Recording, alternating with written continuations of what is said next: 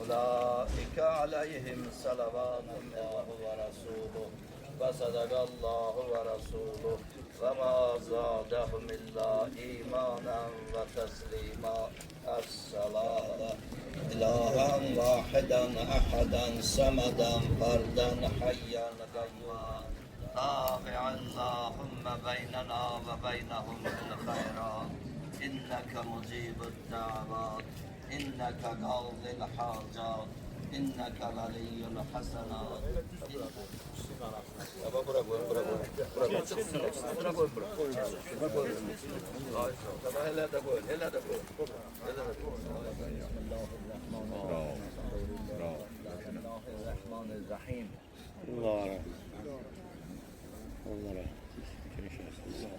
Allah rahmet eylesin. Götürün.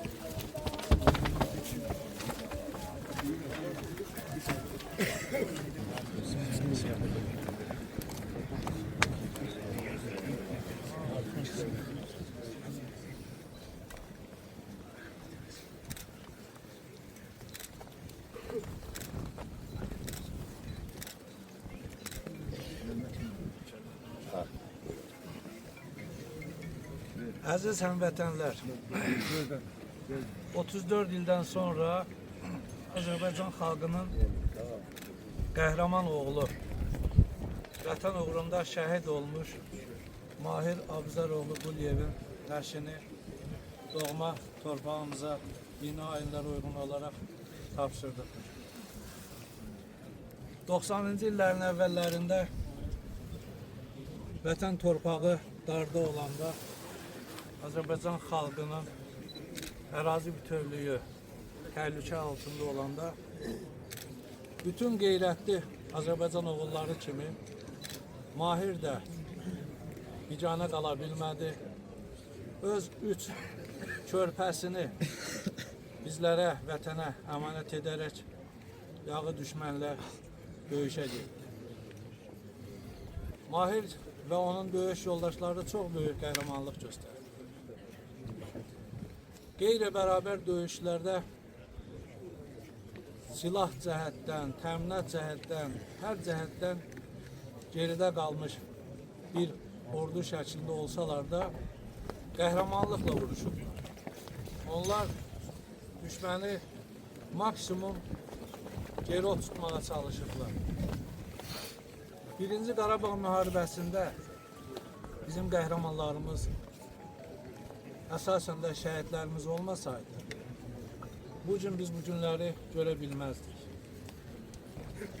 Azərbaycanın normal bir təmin olunmuş, silahlanmış ordusu yoxdur. Azərbaycanın ərazisinin qorunması məhz könüllülərin əsasən üzərinə düşmüşdür. Onlar belə böyük bir silahla təmin olunmasalar da, təlimlərdən keçməsələr də onların ürəyində bir vətən sevgisi vardı. Bir qəhrəmanlıq var idi onlarda. Onlarda bir qorxmazlıq var idi ki, dırnağacan silahlanmış düşmən ordu ilə vuruşurdular. Bir addım da geri çəkilmir. O cümlədən Mahir də elə döyüşçülərimizdən olur, elə bir qəhrəmanlarımızdan olur. Nə yazıq ki, qeyri-bərabər döyüşdə vətən uğrunda şəhid olmuşdur. O gün, bu gün biz Mahirin nəşini axtarırdıq.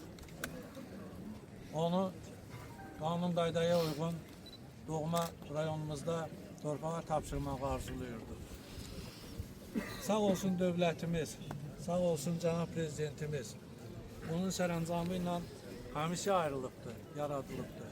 Dövlətimiz bu sahəyə xüsusi diqqət yetirir. Heç bir maliyyə sərfindən çəkinmədən itkinlərimizi axtarır.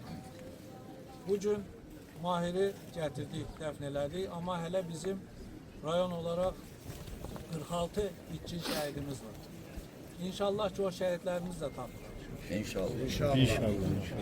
Mən sizlərin önündə şəhidimizin oğluna bir daha Allah rəhmət eləsin deyirəm. Başınız sağ olsun deyirəm. Başımız sağ olsun deyirəm. Çünki vətən oğludur. Hamımızın artıq şəhididir. Və biləsiniz ki, bizlər heç vaxt şəhidlərimizin xidmətindən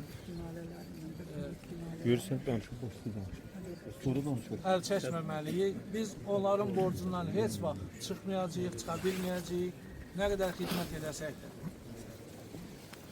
Şəhidlərimizin yadigarları bizimlədir, özləri olmasa da. Onların yadigarlarından biz müğayət olmalıyıq, həmişə qayğısına qalmalıyıq. Burada şəhidlərimizin valideynlərini mən görürəm. Allah hamınıza möhkəm can sağlığı versin. Allah bütün şəhidlərimizə rəhmət eləsin. Vətən sağ olsun. Bugün çox gözəl günlər yaşayırıq. Dövlətimiz günü-gündən qüdrətlənir. Bu da məhz şəhidlərimizin sayəsində və döyüşçülərimizin sayəsindədir. Mən burada döyüşçülərimizi görürəm. Allah sizlərə də can sağlığı versin. Bir sözlə biz şəhidlərimizə, o cümlədən Mahir qardaşımıza bu günlərimizə görə borçluyuq. Hər zaman onlara borçlu olacağıq. Allah bütün şəhidlərimizə, o cümlədən qəhrəman şəhidimizə Allah rəhmət edilsin. Allah rəhmət edilsin.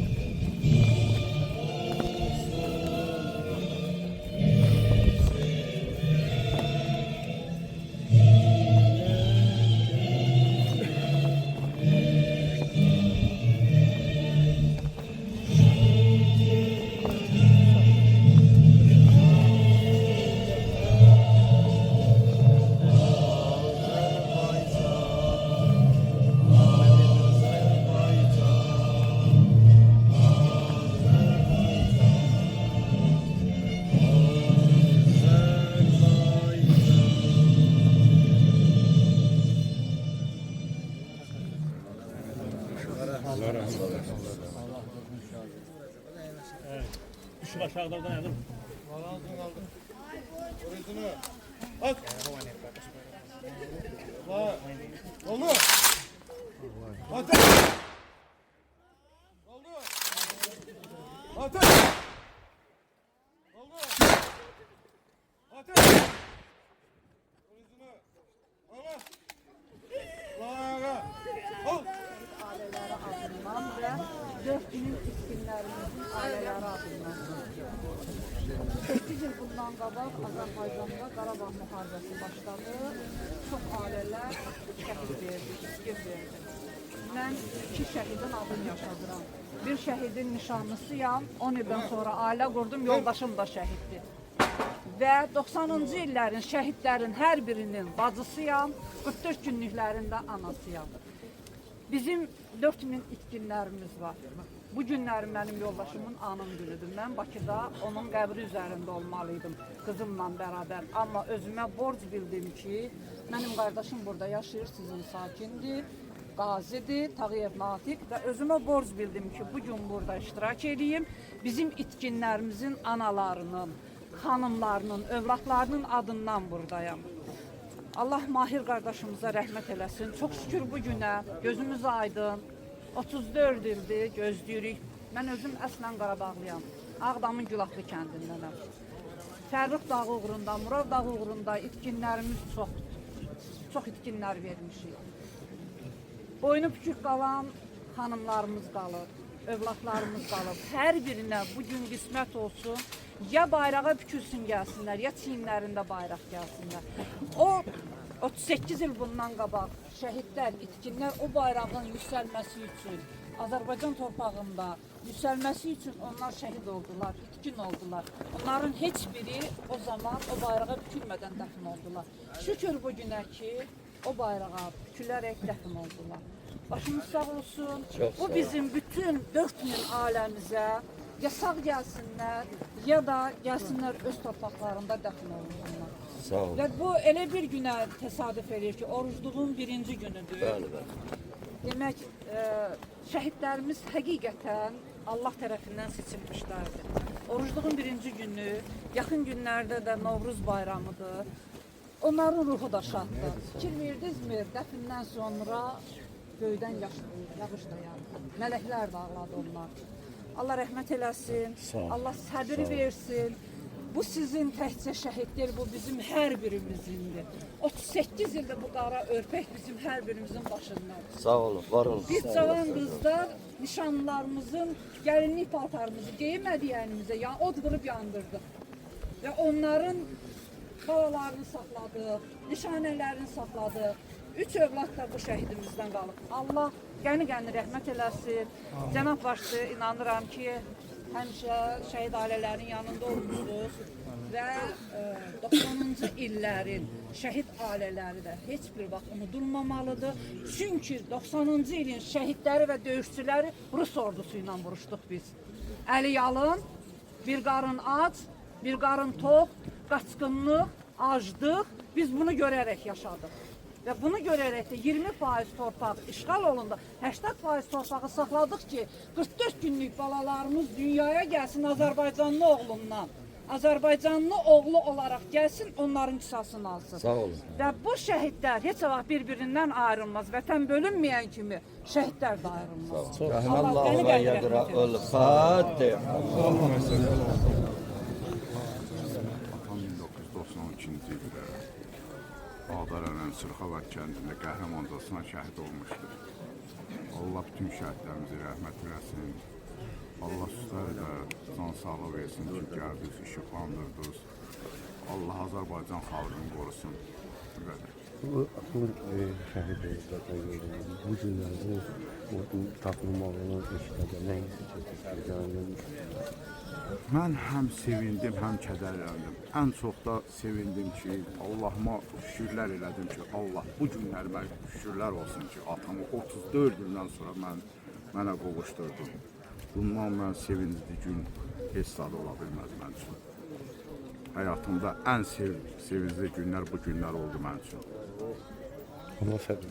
Allah sizləri var eləsin. Allah xalqımızı qorusun. Sağ olun.